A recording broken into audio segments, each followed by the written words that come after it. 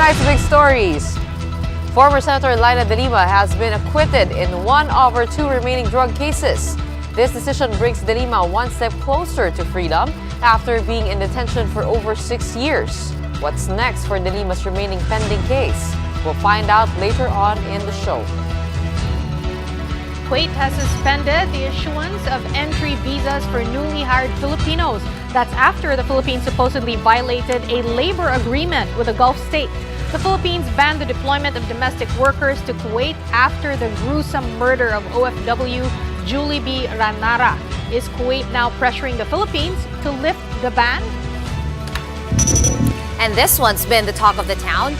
Gilas Pilipinas absorbing a shock 79-68 defeat to host nation Cambodia, which was heavily reinforced by naturalized players. We'll discuss that and more about the game and Gilas' SEA Games chances later on. Welcome to the show. I'm Gretchen Ho. I'm Chiki Verhel. And I'm Sean Yao. Well, girls, the biggest story of the day, and after 6 years, 2 charges acquitted. Senator Lina de Lima hoping for Still one her left, right? freedom. One left, more just drug one step charge left. closer to freedom, maybe. I think we'll find that out in June. There are 3 more hearings set on that remaining case that you were pointing out, Gretch. But yes, this one definitely has, for sure, has allowed her for better sleep tonight. Well, kanina kausap namin si Attorney Harry Roque. And he was saying dapat talagang panagutin yung mga nag-recant ng statement nila. Rafael Ragos and also Kerwin Espinosa, habulin daw sila. Because when he was interviewing them, he was saying that he didn't feel that they were pressured of any kind. And when they made their testimonies against de Lima. Recall that in 2018, Harry Roque said that he hopes Senator Lina de Lima will spend a lifetime in jail. Right. That's right. So, but this morning, he was saying that the rule of law has prevailed. Same statement with Secretary Boying Remulla of the DOJ. All right. So, again, in this case, de Lima was accused of receiving 10 million pesos from the drug trade within the walls of the New Bilibid prison. So, this money supposedly came from former corrections OIC Rafael Ragos, who later on recanted his testimony against de Lima. Yan ang pinag-uusapan namin. Ragos revealed that he was only coerced to make these false allegations. But the court said that the retraction of allegations against de Lima, quote, created reasonable doubt which warranted her acquittal. Walang napakitang ebidensya o positive evidence ang prosecution na mag-uugnay kay Senator Lina de Lima at kay Ronnie P. Dayan sa sinasabing illegal na kalakaran ng droga. Importante ang naging recantation ni Deputy Director Ragos dahil nung binawi niya itong salaysay, nawalan ng tuluyan ang basehan ng akusasyon sa kanya. Maraming salamat sa dasal. Humihingi pa rin ako. Mas marami pang dasal para po sa isang kaso. Maraming salamat. Senator Lina de Lima was tweeting a while ago saying that this is a glorious day. It is the beginning of her vindication after 6 years. 6 long years. And hopefully she can taste freedom. She feels that is coming very near. Pero paano nga ba nagsimula itong lahat? Chiki, can you give us a timeline? Yeah. Okay. Way back 2017, Gretchen, Sean, cases were filed. It was in February 23 of that year when the arrest warrant was released over alleged violation of the Comprehensive Dangerous Drugs Act. So the following day, de Lima was arrested. The first case was handled by the Muntinlupa RTC or Regional Trial Court Branch 205. This one was about her supposed extortion of high-profile inmates in Bilibid when she was still Justice Secretary. But in 2020, one of these inmates who served as a key witness, JB Sebastian, remember, died of COVID-19. And the next year, de Lima was acquitted due to lack of evidence. Second case naman, meanwhile, anchored on the testimony of former Bucor OIC Rafael Ragos. This was the charge where de Lima attained her most recent victory. Ragos recanted his allegations just last year, alleging that former Justice Secretary Vitaliano Aguirre forced him to lie. A month before that, another key witness, self-confessed drug lord Kerwin Espinosa, also recanted his allegations, saying he never gave money to de Lima. He said he only invented the story due to threats to his life. So in that case, de Lima has also been acquitted. Now, the third case, girls, is in relation to de Lima's supposed involvement in the drug trade inside Bilibid. The former senator's petition for bail remains pending at the Muntinlupa Regional Trial Court, Branch 256. De Lima actually also said na, well, confident naman siya dati pa na she would be acquitted of all these fabricated cases daw laban sa kanya. All right, now it remains to be seen whether bail will be granted next month. So what's next in De Lima's quest for freedom following this most recent acquittal? We have Marlene Alcaide to tell us more. Hi, Marlene, what do you have? Sean, of course, former Senator Laila De Lima welcomed the court's decision today. In a statement, she said, quote, "I am of course happy that with this second acquittal in the 3 cases filed against me, my release from more than 6 years of persecution draws nearer. I'm extremely grateful to all of those who stood by and prayed for me all these years." Sean De Lima also said she had no doubt from the very beginning that she would be cleared in all the cases that the administration of his nemesis fabricated against her, citing her merits and innocence. The former senator will remain in detention for now as Muntinlupa City RTC Branch 256 has yet to issue its resolution on the former lawmaker's petition for bail. De Lima's camp is also waiting for the court's resolution on the third and final drug case against her. Sean? Thanks for that, Marlene. Well, Sean, Chicky, friends and supporters of former Senator Laila De Lima welcome the recent acquittal. Some say that it's proof that the justice system in the country works. Let's hear some of those reactions. Ang maganda dito syempre ay dito mismo sa kasong ito, ang umiral ang hustisya, ang katarungan para kay Sen. Laila. I'm very happy that our judges remain independent and I hope that that trend will continue. Wala akong masasabi kundi purihin natin yung judge. At si Senator De Lima, that's another victory in her cup. So that's all. Ayoko naman mag-congratulate. That's the justice system working. The rule of law has prevailed. And it just points out to us that the independence of the judiciary is a basic foundation of our democratic system. It's good for us. But for former presidential spokesperson Harry Roque, this was the interview that we had this morning. Those who recanted their statements, he said, should be questioned further. Pero sinasabi ko nga, yung panahon na napakinggan ko testimonya ni Ramos, mukhang wala namang nag-pressure sa kanya kasi siya na may nag-iisa. Wala namang nakatutok na barel, wala namang umaaligid-aligid sa kanya. No? Privado yung pag-uusap namin, nakasama isa pang nakaupong senador ng mga pagkakataon na yun. No? So, sa tingin ko, wala talagang pressure. So, hindi ko alam kung saan galing mga pressure na sinasabi nila. While we wait for that case to be resolved, let's move on to other news. Agriculture group Sinag is expressing alarm over what they say could be a new fertilizer scam. All right, guys, fertilizer fund scam that was way back in 2004, if you can recall, quite a while back. Oh, grabe, college pa nga ako noon eh. Pero naalala ko si Jok Bulante nga na USEC of Agriculture, supposedly nga daw they funneled the funds for fertilizers and other equipment to President GMA's campaign. 728 million pesos. Yes. Oo. Pero wala naman tayong upcoming elections ngayon, di ba? So, tingnan natin kung paano nga ba Pero ito. inisyo nga daw nila itong memorandum na to para to prevent Scam. Pero syempre, tataas din yung kilay ng iba. Kung kailangan nga ba to at competitively priced nga ba. At sinabi rin, of course, very clear na sinabi naman ni Yusek Sebastian na yung ginamit niyang presyo, putyo-putyo lang naman talaga. Like, meaning is for demonstration purposes only. Pero sinabi rin niya no, na this was based on the prices at that time that he crafted the memo. So, ano ba talaga? Since Sean already opened this topic, no? Aside from these concerns, Sean, why is Sinag against this biofertilizer push? Well, ito nga, it has something to do with the pricing of these fertilizers. Now, in this memo, the DA said that opting for biofertilizers instead of the widely used urea will be cheaper at 2,000 pesos per hectare. However, Sinag is on the contrary. They say that urea prices have actually gone down and that the DA has the computation all wrong.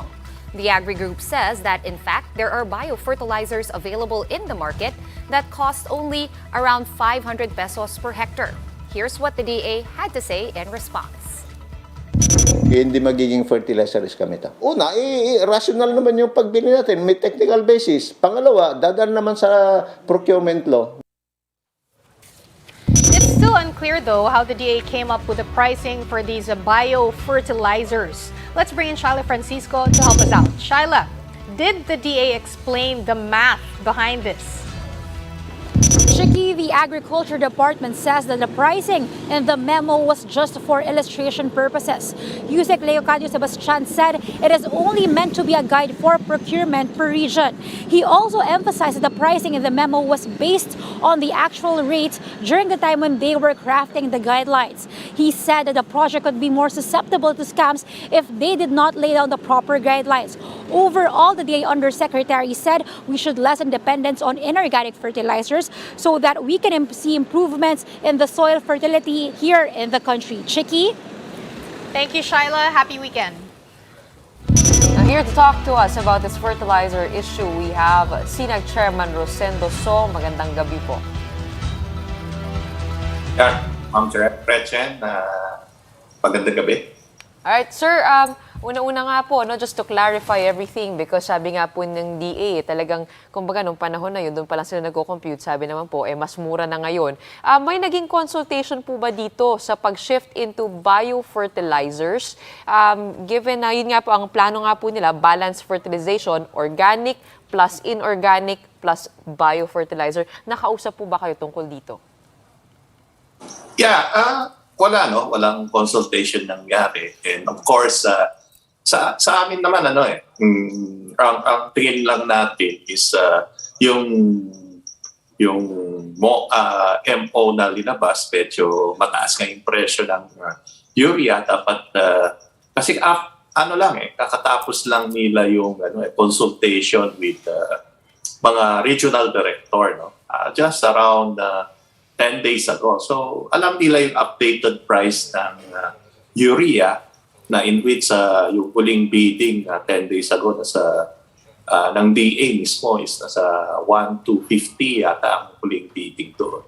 So, dapat updated si Yusek Sebastian. So, kung gano'n ang presyo, hindi na magiging 4,000. Nasa 2,500 na lang. Alright. 2 bags of Mr. So, clarify lang natin, no? At sinabi nga ni Mr. Sebastian na for illustration o demonstration purposes lang yung paglalagay niya ng presyo, which gives me the idea na arbitrary, halimbawa 100 pesos, halimbawa 4,000 pesos, di ba? Naniniwala ba kayo na this is done for illustration purposes only, or does the memo give you the idea na ito na talaga yung final price? Nagulat din kami, kasi yung pinost nila sa PhilJet is more than 2,000, 6,000 ang lumalabas. Na in which in-specify nila doon sa PhilJet na specific yung nitrogen, phosphorus, and potassium na biofertilizer. I think 1% nitrogen, 0.1% itong P2O5, and K2O is potash is around 5.5%. So ibig sabihin may specific na brand sila iniisip, no? So with that ito is around 5 milligram nakalagay rin doon, and it costs around 6,000 ang presyo na linagay nila doon. So, per hectare, you need around 15 grams. No? So, ibig sabihin na you have to spend around 18,000 per hectare. So, mas mataas pa yan sa inorganic fertilizer. Ang balance fertilization with organic kasi, ang organic mas mura pa rin. So, may problema talaga. Nakita natin yung hindi lang yung linabas na memo, pati yung pinapapit. Speaking of problem, Mr. So, kahapon ko pa bukang bibig itong El Nino. It's looming. We have this to think about, and there's the possible food shortage. Will this biofertilizer push help? Yeah, one thing, yung pinost nila dun sa itong field jet, hindi pa tested. No? Yun ang inaano natin. I think yung tested so far na ginagamit noon is yung 500 pesos na galing dun sa UPLB. Yun ang ginagamit dati. So, per hectare, no? Ibig sabihin per hectare, it costs around 500 pesos only. So, yun ang siguro pwedeng ibase dun sa pwedeng gamitin. Pero yung iba kasi kung hindi tested, hindi natin alam talaga if it will help. No? And secondly, yung El Nino, baka hindi naman natin masabi it will affect yung crop natin ngayon. Kasi ngayon, every afternoon, umuulan na, maaga yung ulan. Compare last year, June ang start ng ulan. Ngayon, May, northern part, yesterday, umulan. For the past week, umulan ng hapon. So, hindi pa natin alam kung itong El Nino ba talagang makaka-epekto dahil ang sabi nila, yung El Nino will come around August, September. Pag August, September kasi, rainy season na yan. So, tingin natin hindi masyadong mag-effect yung El Nino dito sa ating bansa. Well, sir, do you agree with the strategy of the Department of Agriculture when it comes to balanced fertilization? Na banggit nyo nga, mas mura yung organic, pero sinasabi po nila, yung inorganic fertilizer ay, kumbaga, nakaka-damage sa ating mga kabukiran natin sa lupa. Kaya sabi nila, 3 daw para mabuhay muli, no? To be able to increase production. Ano po masasabi niyo doon? Yeah, 3 klase kasi ang pwedeng gawin. No? One is liming. Yung lime ang ilalagay mo doon sa lupa para at least yung acidity bumaba. No? Pwede rin using organic. In which yung mga waste ng kalabaw, waste ng manok, waste ng mga baka, gano'n. Yun ang or chicken, no? Chicken daw. Yun pwede rin spread yun sa mga lupa ahead of time before planting season. So ibig sabihin kung magtatanim tayo ng June, ngayon linalagay na natin yun para at least ang organic kasi mas matagal na mag-react, no, compared dun sa inorganic. So, yun ang pwedeng ilagay ng mga farmers para at least ahead of time nakaprepare yung lupa. Kumbaga, marami pang ibang paraan na makakamurang ating mga magsasaka. Alright, maraming salamat. Thank you so much for joining us tonight, Sinag Chairman Rosendo So. Up next, the government of Kuwait is suspending the issuance of new entry visas for Filipinos. How will this affect OFWs and bilateral relations with the Gulf state? We'll find out more when we return.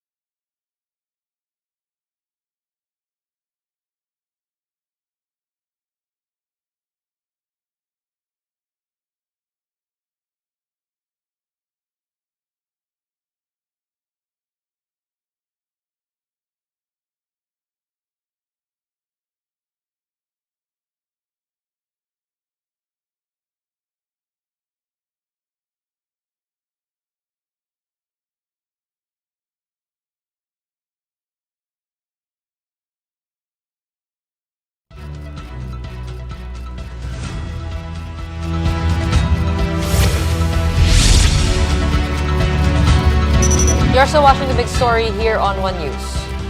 Diplomatic pressure. That's how the Foreign Affairs Department described Kuwait's suspension of the issuance of entry and work visas for Filipinos. The reason for that is the Philippines' supposed violation of the labor agreement between the two countries. Recall that in February, the Philippine government implemented a deployment ban to Kuwait for first-time Filipinos following the gruesome death of OFW Julibi Ranara in the hands of her Kuwaiti employer. Because of Kuwait's decision, only Filipinos with residence visa may enter the Gulf state.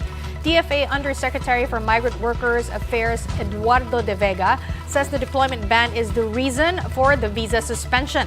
Another reason is the existence of Filipino shelters in Kuwait for runaway household workers, something that the DFA defended as it ensures the safety of OFWs. The DFA says it's now set to hold talks with its counterpart agency in Kuwait. They're eyeing to hold these talks before elections in Kuwait by June 6. Joining us to talk to us more about these developments and Kuwait's decision, we have with us on the show DFA's Migrant Workers Affairs Undersecretary Eduardo de Vega. Undersecretary, thank you for joining us tonight. Let's make a clarification first and foremost. We know this affects OFWs, first-time OFWs, who want to go and work in Kuwait. We have, of course, enforced a deployment ban, but would this also affect tourist visas?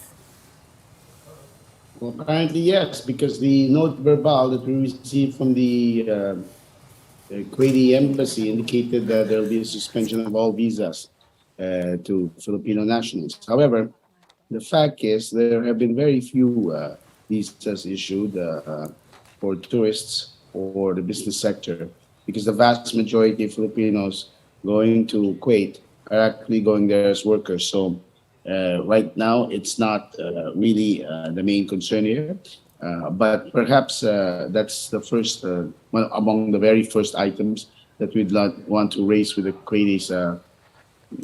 If I can use the vernacular of Filipino, wag naman idamay pati turista, no? So that's something we could examine. But one concern of the Kuwaitis as well is that many times they come to the Philippines, they come from the Philippines to Kuwait in order to stay there as undocumented workers and work. So, at any rate, kasama sila. Sir, ano po mangyayari dun sa mga those who are currently working in the country? Is employment suspended for them, or does this affect those who come home? Makakabalik po ba sila dyan sa Kuwait? The trick is, according to our ambassador there in Kuwait, as long as you have your civil ID, your Kuwaiti civil ID, your Ikama, that's your residence permit, meaning to say you've already arrived, you've already started working, you can go back. Ang hindi pwede, yung first-timers. Those will only be arriving in Kuwait for the first time to work. They may not be allowed in, and certainly there will be no new visas issued for any kind of worker. So at least for the 279,000 or so Filipinos in Kuwait, those with the necessary Kuwaiti documents can travel in and out of Kuwait. There are about 5,000 Filipinos there who are undocumented, so to speak. Obviously, they are working without visas. There's no effect of the crackdown. The Kuwaitis have had this crackdown against illegal aliens for some time. But that's not the main issue now. It's about deployment in the future, and also how to come up with a mutually beneficial solution here through diplomatic means. Are we confident po that we'll come to a resolution regarding the issue? May compromises po ba tayong kailangan gawin? Well, yes, of course. When you negotiate as diplomats, you have to enter into some compromises. But we'll be clear on this, no? We'll have a team going to Kuwait next week. That's the plan. It was already scheduled even before the surprise announcement. DFA and DMW and OWA will be there. We cannot compromise on certain items which are already mandated under our law and which are essential for the protection of our kababayans, such as the operation for shelters. Kuwait so far is the only country which has complained about their presence. There are shelters in other Middle Eastern countries, and we come to a modus vivendi in sort of amicable agreement with the host country to allow them to operate. Also, we will not simply lift our suspension of deployment of household workers until we first see some improvement, or we could be assured of some change in the conditions for our workers, for our household workers, given, you mentioned the gruesome, heinous crime committed against Ms. Ranara. And if the family is watching us today, I'd like to reiterate that we will continue our search for justice. After all, the Kuwaitis, to their credit, have already arrested the suspect and have charged him, and the trial is ongoing. But nevertheless, we cannot simply just lift the suspension now in order to convince the Kuwaitis to in turn lift their suspension of visas for other workers. Because if we do that, then what will other countries, especially in the region, think? That the Philippines is easily intimidated. If you say we're not going to allow Filipinos to work anymore. Okay, we're going to stop our suspension of deployment, and then we'll allow them to go again. All right, Yusek De Vega. There will be eventually compromises made, of course, but it will not be right away. We have to talk this over, and it's a start. Next week, hopefully, is a good start for these exploratory talks on where we could move forward. Hopefully, will lead to some positive results or positive outcomes which give us confidence for the future. All right, we're going to have to leave it there. Rest assured, Yusek, we will be reaching out to you next week. Thank you so much for your time tonight. DFA Migrant Workers Affairs Undersecretary Eduardo De Vega. Thank you, sir. After the break, all eyes are on Gilas Pilipinas after a disappointing showing against host nation Cambodia. The loss was so jarring that Samahang Basketball ng Pilipinas, Chairman Emeritus Manny V. Pangilinan couldn't help but tweet his disappointment. What's next for Gilas? We'll try to answer that when the big story returns. Keep it here on One News.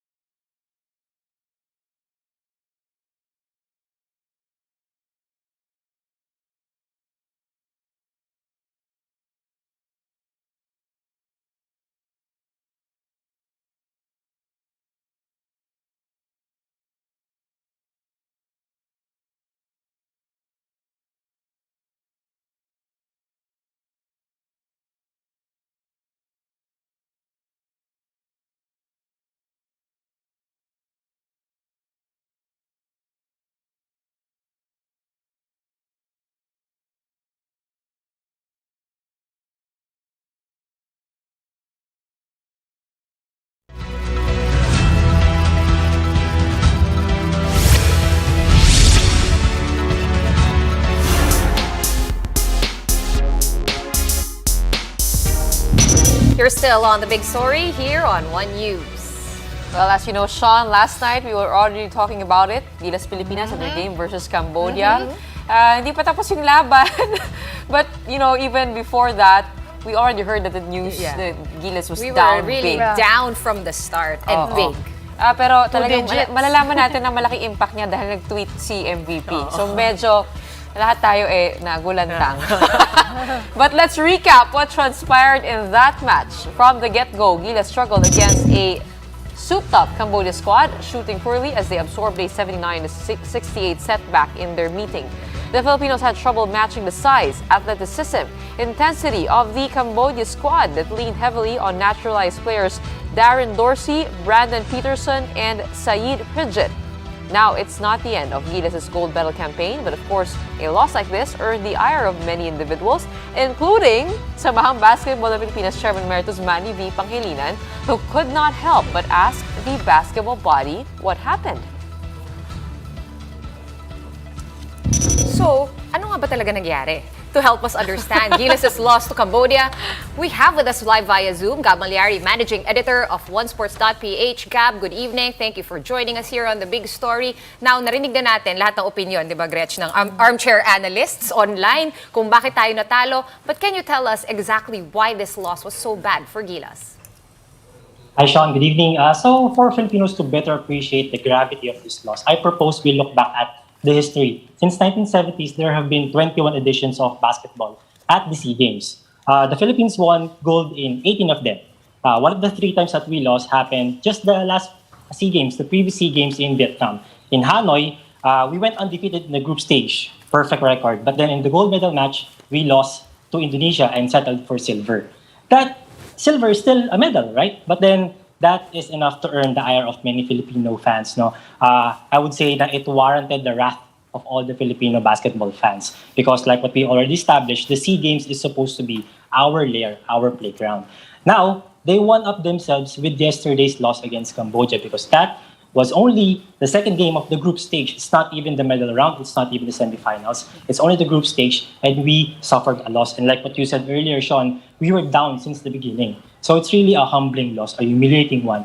Kaya nga nag-tweet si MVP. He said that it was a disgraceful game. You know, I was actually surprised that he was saying, he was talking about the performance of Gilas, whereas everybody else was talking about the naturalized players of Cambodia. Siguro enlighten us about this. Bakit sila merong 5 naturalized at 2 Cambodian-American players?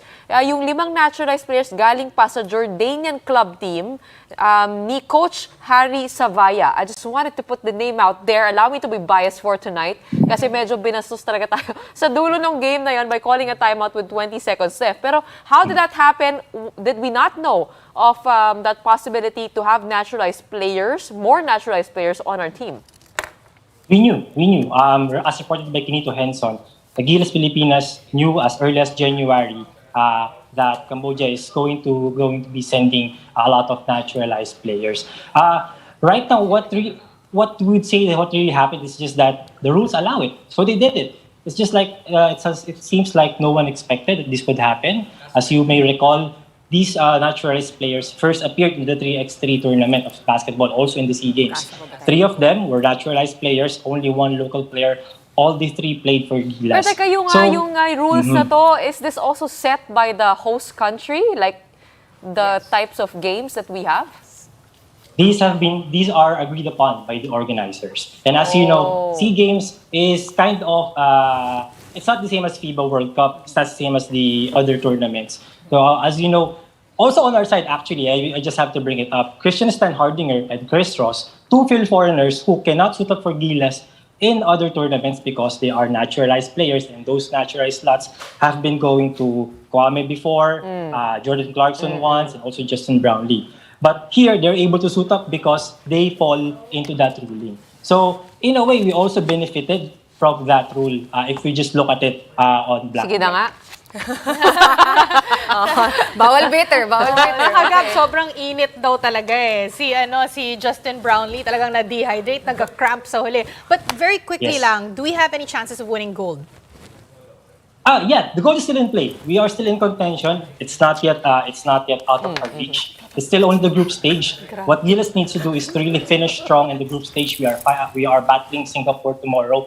They need to win that game. They need to win that game convincingly to solidify their stint in the semis. And from the semis, ito yung sinasabi ng mga fans and pundits eh. Kasi if you lost early, what makes you think you can win later? But of course, some have been saying that, I've read some of the tweets, some of the analysts have been writing on their pieces that Gilas could still play better than they did yesterday. And I agree. So we hope that they can still play the best tomorrow against Singapore and onwards. Well, let's hope the beating from MVP will change things in the course of our play there in the SEA Games. Thank you so much for joining us tonight. Gab Malyari, Managing Editor of OneSports.ph.